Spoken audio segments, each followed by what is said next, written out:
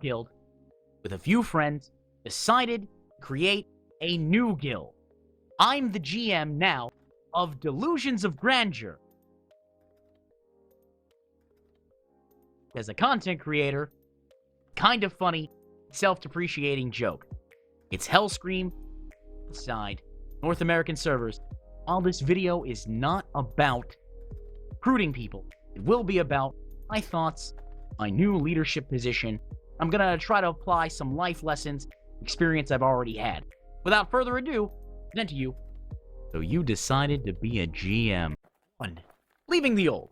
When it comes to leaving your former guild, you can go about it in a number of ways. Do you really not care? Do you feel that they don't care? Do you both kind of know? We don't care. Just bounce. Get out of there. Seriously. There's thousands of guilds and hundreds of thousands of players. You'll find another guild. It's not the end of the world. Bounce. It's your playtime. Spend it as you want. And if you feel it's not productive, well, then go find somewhere else. There's thousands of guilds. Hundreds of servers. Different continents with different people and different servers. Sometimes it might be hard to play due to the ping, but you can deal with that when you come to it. I decided to go a slightly different route because I was an officer and wanted to have a chat with them. Almost like an exit interview. And these people are very professional, and they're used to HR, testing, so this worked well for them. We sat down, I talked, after a little discussion, plus a message in their Discord, parted ways, everything's fine. I decided to go more progression-minded with my friends Strict and a few other people, and they decided to stay at a more play-your-own-pace type guild, which is fine. Bottom line, there's no wrong way to leave a guild. If you feel it's right to just bounce, bounce.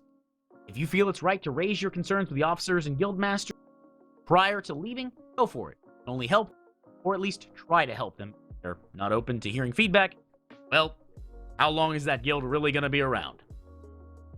Or, if you feel like you need to give a tirade and burn the proverbial bridge, the farm, the house, the fields, and salt the earth, light it up.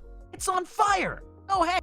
Because remember, you can't start the new until you leave the old, and you decided to be a GM. Leadership. What is it good for? One of the common problems I see in new guilds is that guilds become top-heavy rather quickly. This means too many officers, too many ranks, too many guild masters. These leadership positions tend to be filled by those who came with you or those who formed the guild. And of course, for good reason, you know these people. You've played with Johnny over there for 4 years. Hell, guy over there, Kyle, is your main tank, and when he's not raging at drywall, he's getting hit in the face as a prot warrior. He's reliable, shows up on time. You think, yeah, you can handle this. Person X is a great raid lead. Person Y is a great recruiter, so on and so forth. The problem with this is you create an artificial layer between new members and the founding members or old friends.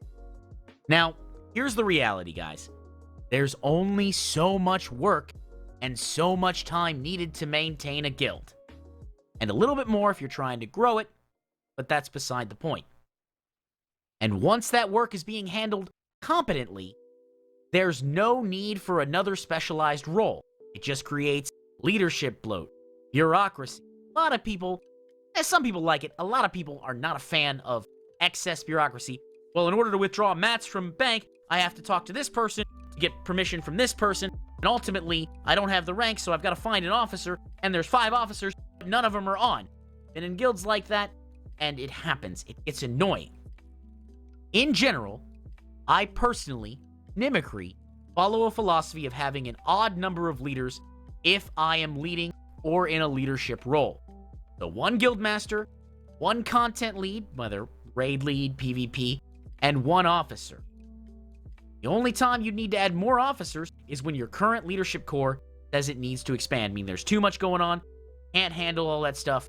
But the other thing is, let's say you like to be a little more democratic than the average GM that leads by fiat.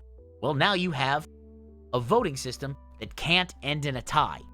You have a point of view, your raid lead or content lead or whatever has a point of view, and your officer has a point of view. You can influence each other, and then you can put it to a vote if you want to go that way. Some GMs I know were like, nope, we're doing it this way because I'm the GM. And if you don't like it, well, remember, leaving the old.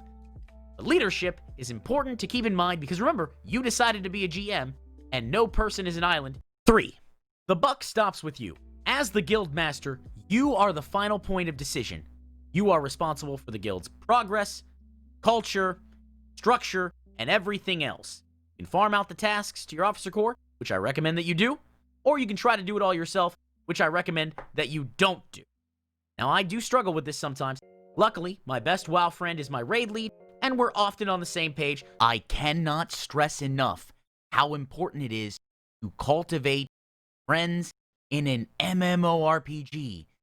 Massively multiplayer. You need more than one person to do the things. Find friends you can trust, find people you enjoy playing with, and then do that. So it's a good fit. We can bounce ideas off each other, check each other's impulses, and ultimately cut up and have a good time. But let's say, hypothetically, you're not fortunate like your pal Nim. Let's say you don't have that. That means you now have to make a decision solo, or with people you may not be that close with. And more often than not, you're gonna have to pick a side. Can't always walk the middle path because the question is, are we a raiding guild or are we a PvP guild?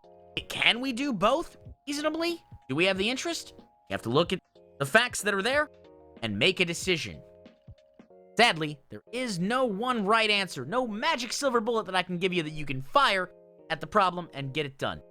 I personally tend to ask the officer's opinion on my ideas and propose decisions and adapt from there. Your guild might be a little more direct, and you as the guild master may just make the decision. Remember, you're the leader, you decided to be a GM, and ultimately, the buck stops with you. 4. Feedback of the non-loop variety. One of the truths of leadership is that no matter how you lead, there will always be at least one person that does not agree with your decision perfectly. If you haven't experienced this yet in life, I'm gonna ask you to trust me on this. There will always be naysayers and comments from the peanut gallery. Always. Even if they're quiet about it to your face. I've spent countless hours from my time in the Marines, to my time in industry, to my time in college, to my time in WoW, and my time in officer meetings. I remember even former guild masters trying to make everyone happy and alienating everyone. Because you can't make everyone happy. You can make some of the people happy, some of the times, and you can make a select group of people happy even more than that. You try to make everyone happy, you're going to alienate everyone because no one will feel catered to or as important, and that's just how humans are. So, is there any fix to this problem? Well, simple enough. Ask your guildmate.